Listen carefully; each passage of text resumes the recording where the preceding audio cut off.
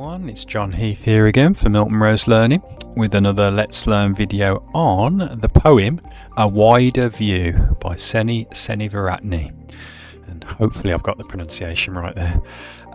So we're going to look first at some of the key context. You definitely need to know stuff about kind of migration and post-colonialism, so we're going to have a little look at that.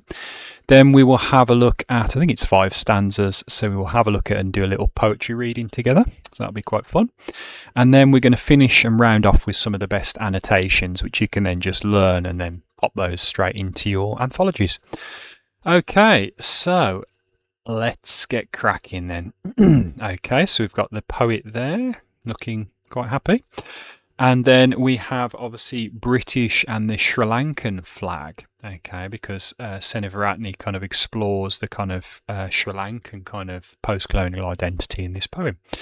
So first off then, let's have a nice look at the context. So the first bullet point then is colonial history and empire. So she draws on her mixed Sri Lankan and British heritage. So Seneviratne frequently explores the complex legacies of the British Empire, because we did a lot of good around the world, but we did a lot of bad around the world, which tends to get downplayed. So it uncovers kind of forgotten, erased or marginalised colonial histories. Okay, the British Empire, without getting political about it, but the British Empire has a very checkered past. If you research it and stuff like that, we did do certain things, building railroads and schools and hospitals and things like that, but it does come with a side order of kind of economic exploitation and racism and things like this. So she kind of explores the ambiguity and the ambivalence of the British Empire. Then we have photography and reclaiming perspective. So it's almost, perspective is almost used as a metaphor in this poem. So the poem uses the medium of visual framing and photography to question who controls historical narratives, shifting the focus beyond the narrow and dominant viewpoints and narratives to reveal a broader human truth. Because as we know in history, narratives are always written by the victors, as we know, and they sometimes don't provide us with a true reflection of a very complex historical kind of pathway that's been trod. So she kind of opens up the idea that maybe we need to look at things from different perspectives, and I think that's very interesting. And then the last one is family legacy and personal memory.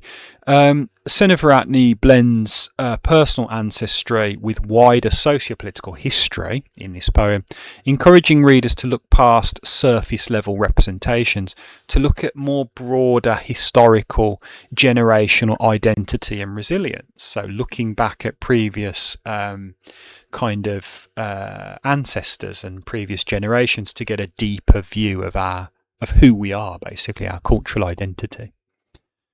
Okay, so you can see that's some of the context is quite deep, isn't it?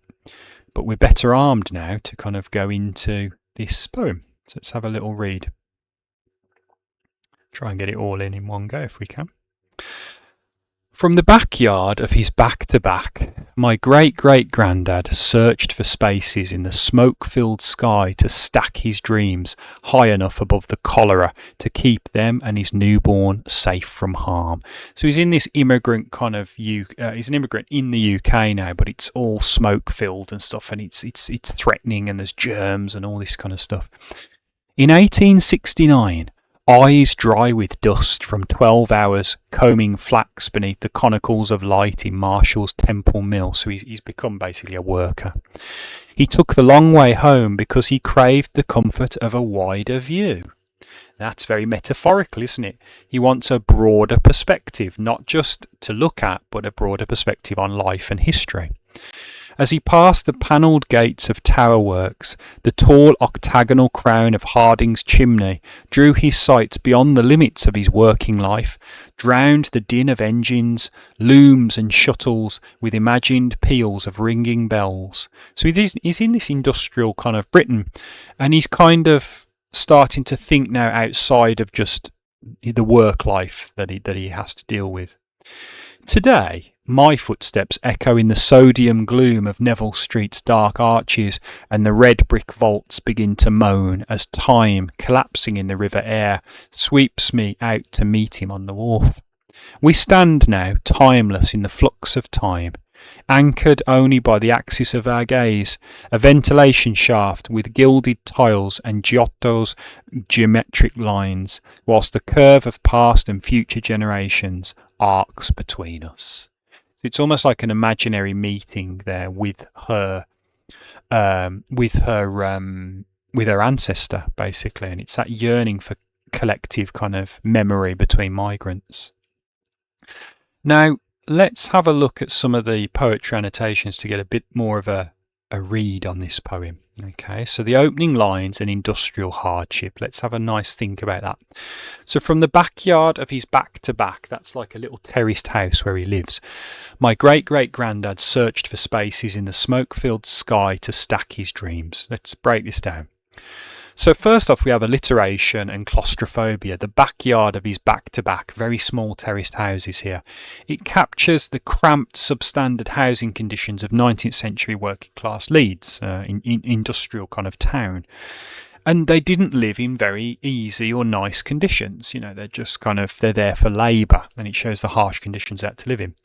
The industrial bleakness as well, smoke-filled sky and cholera, which is a waterborne disease which could kill you, especially kill babies, establish the harsh urban reality of disease, soot and unrelenting manual labour. They really had to work hard here. And the metaphor of hope, stack his dreams.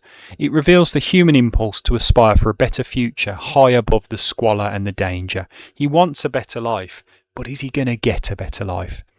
I doubt it very, very much. Then the exhaustion and craving escape. So in 1869, eyes dry with dust, from 12 hours combing flax, he took the long way home because he craved the comfort of a wider view. So the physical strain, 12 hours dry with dust, it highlights the grueling physical labour of in a Victorian textile mill. You had to work really hard, 12, 13-hour days, and you were absolutely, exhausted by the end. It's a subversive act, though. He takes the long way home. Why does he do that? Well, he's trying to reclaim his personal time. He's saying, look, I'm going to take the long way home now. And his agency after an exhausting routine. And to search for a wider view, he's searching for a better life, a better world, a better way of looking at the world as well. And the central motif, or the repeated phrase or image that comes up, is comfort of a wider view. It frames the visual perspective and it opens his horizons, literally and metaphorical, to look at like a broader view of life than just psychological survival and spiritual relief. He kind of wants that better life, and by looking at things from a broader perspective, it kind of creates that, doesn't it? Okay. Then we have art, architecture and imagination. So the tall octagonal crown of Harding's chimney drew his sights beyond the limits of his working life, drowned the din of the engines, looms and shuttles with imagined peals of ringing bells. So the beautiful architecture, the Italian architecture, octagonal crown, it reinforces the Italian-inspired chimneys of tower works, and it contrasts mundane industrial work with artistic beauty. So basically arguing that beauty is still possible in this world, and maybe his better life might be possible as well. Auditory contrast and alliteration, so drowned the din. Din means real loud noises, versus ringing bells. So it uses the imagination to silence the deafening industrial noise of the textile mills and things like that, with a harmonious mental escape symbolised by the bells. Very beautiful. He can only escape though through his imagination.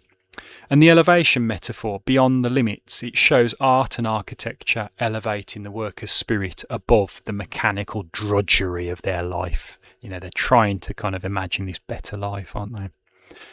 And the closing lines, we stand now timeless in the flux of time, anchored only by the axis of our gaze, whilst the curve of past and future generations arc between us. There's a temporal collapse. Temporal means time, so there's a collapse of time here. It dissolves the 150-year gap between them, uniting the modern speaker and the Victorian ancestor in a shared space, almost like they can talk to each other now. It's a symbol of shared vision, so the axis of our gaze. It uses the surviving landmark as a physical and spiritual bridge between the generations, okay?